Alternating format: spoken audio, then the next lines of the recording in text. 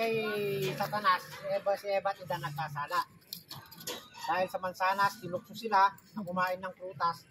Sabi kay Eva, kainin mo itong mansanas na ito. Ito ay masarap. Ngayon, kabilin-bilinan ng ating Panginoong Diyos na huwag kakainin ng mansanas. Dahil kapag kinain nila ito, sila ay malalasunat, mamamatay. So, pero hindi naman sila namatay. Ang ginawa na ng Panginoon Diyos, sila ay pinarusahan. Piniwalay sila ng Panginoon Diyos sa panansaka espiritual. Tinanggal sa kanila yung banal na espiritu ng ating Panginoon Diyos. Kaya sila ay nagkaroon ng pagkakilala sa sarili. Isa't isa nila. Nakita nila na sila ay hubot, hubad. Dati hindi nila alam yun, hindi nila naiisip yun.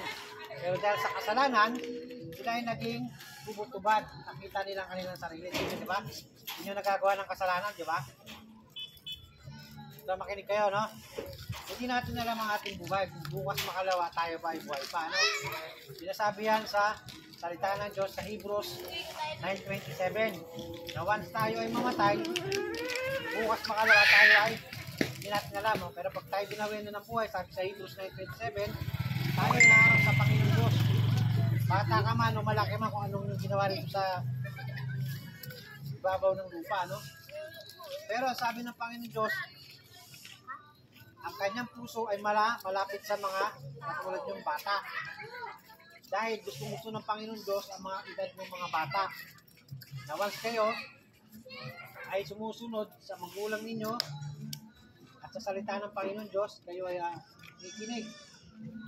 Automatic yun, once na kayo ay mamatay, hindi na kayo agad sa langit.